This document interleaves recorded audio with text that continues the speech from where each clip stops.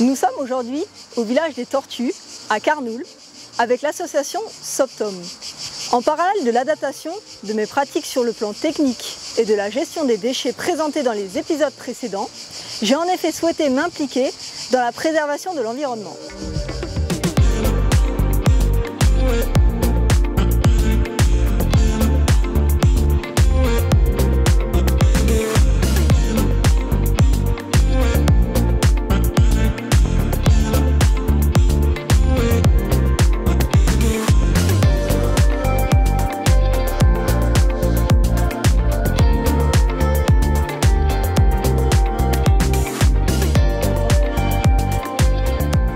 Je me prénomme Sébastien Caron, je suis le directeur de la Soptom, qui est la station d'observation et de protection des tortues et de leur milieu.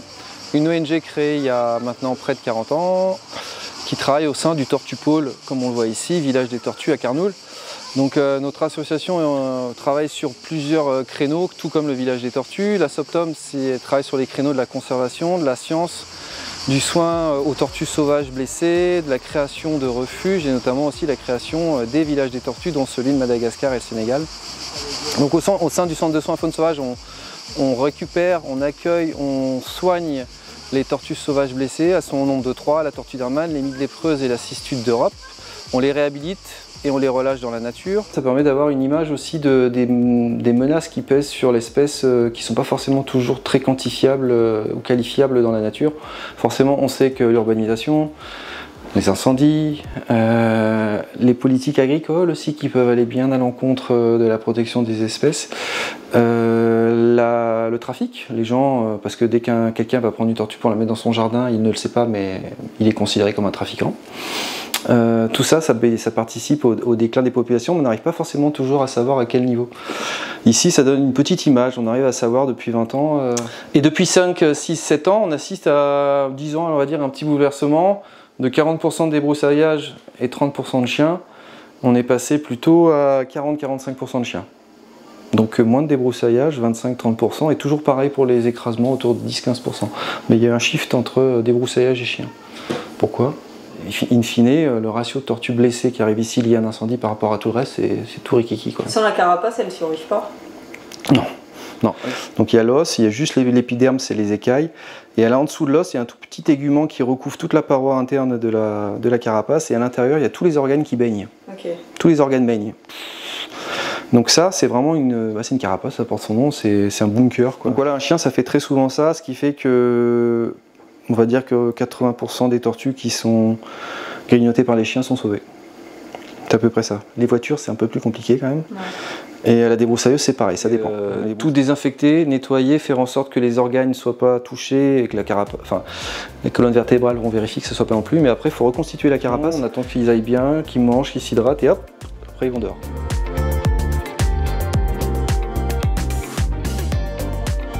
On a un élevage conservatoire de tortues d'Hermann notamment aussi qui a pour vocation à produire de jeunes tortues d'Hermann qui vont ensuite participer au programme de renforcement des populations de tortues d'Hermann dans le Var suite aux incendies.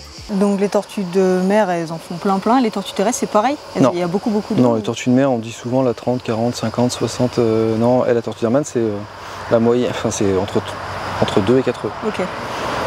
Entre 2 et 4 œufs et 2 à 3, 2 pontes, on va dire. On va pas dire plus que 2. C'est à peu près l'âge auquel on les relâche avec des petits émetteurs là. Et on les suit pendant 2 ans. Et au bout de 2 ans, après, vous faites plus de suivi dessus? Non. C'est déjà à 2 ans déjà.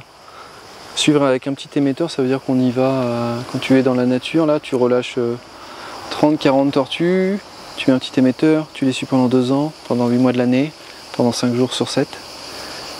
Donc ça veut dire que sur 30 ou 40 tortues, tu as 4 à 5 personnes par jour, 5 jours sur 7 pendant 8 mois. On mène beaucoup d'opérations de sensibilisation, de médiation faune sauvage, tortues et serpents, expliquer aux gens comment on peut vivre avec les tortues et les serpents et quels sont les bons conseils à donner, ce qu'il faut faire et ce qu'il ne faut pas faire. Et aussi, accessoirement, mais beaucoup, on mène des programmes de recherche scientifique dans la nature pour améliorer les connaissances sur les populations de tortues et de serpents. Donc on est très sollicité, que ce soit dans le Var, en France, dans le Corse, aussi en Europe. En témoignent les récents incendies en Grèce où on a été sollicité Pour apporter notre expertise sur le recueil, le soin des tortues sauvages blessées. Ce n'est pas les mêmes espèces là-bas, mais la problématique est la même. On est dans un contexte de réchauffement climatique et il n'est pas simple à tout le monde de disposer des bons outils pour soigner les individus et les populations sauvages d'espèces menacées.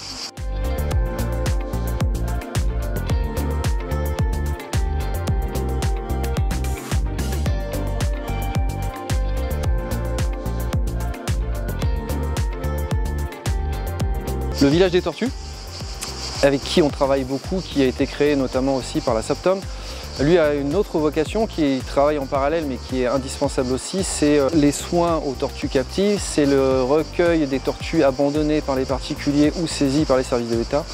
Et c'est l'accueil du public et la sensibilisation autour de toutes les problématiques liées aux tortues, aussi bien captives que sauvages.